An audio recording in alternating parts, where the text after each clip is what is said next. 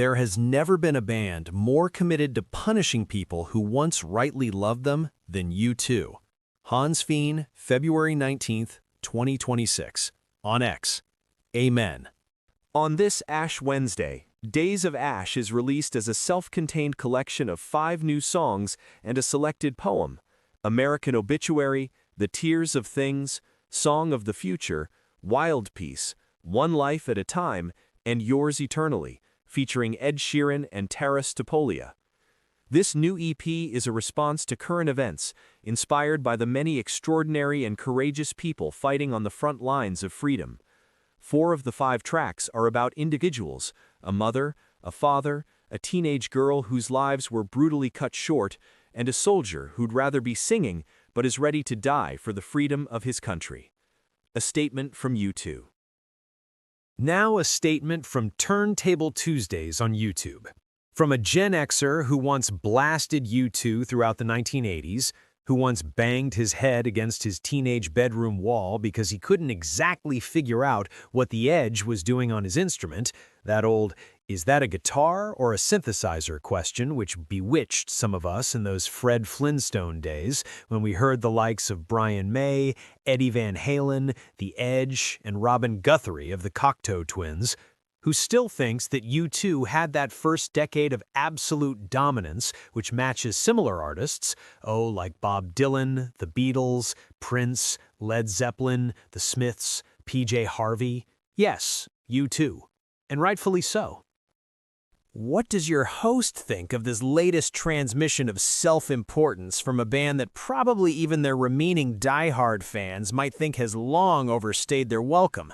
On a scale of 5 guitar picks, 0 being an absolute embarrassment, 1 being extremely poor, to 5 being a major classic, how would he rate Days of Ash? Drum roll, please.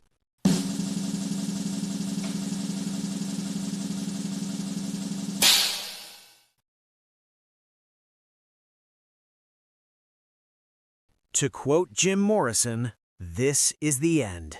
I cannot take any more. I am officially off the train. I will consume no further U2 propaganda. Music. American Obituary is the single worst U2 track ever released, and it ain't even close. It's absolute garbage and sounds like absolute garbage, and the lyrics are abysmal.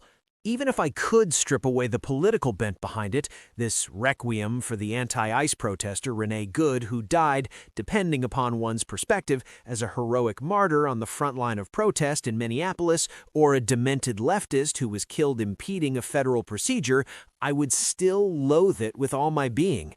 The remaining tracks are barely a notch better, and the less said about the spoken word debacle inflicted upon the listener, the better.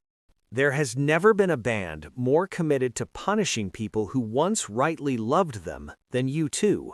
Well, the love affair for me is over. Kaput. Why waste any more time on this? I'm old enough to have loathed Bono for decades, and my obsession with the Edge can no longer sustain itself. Bono shouldn't be lecturing anyone, not with his ties to Jeffrey Epstein, Bill Clinton, and the United Nations.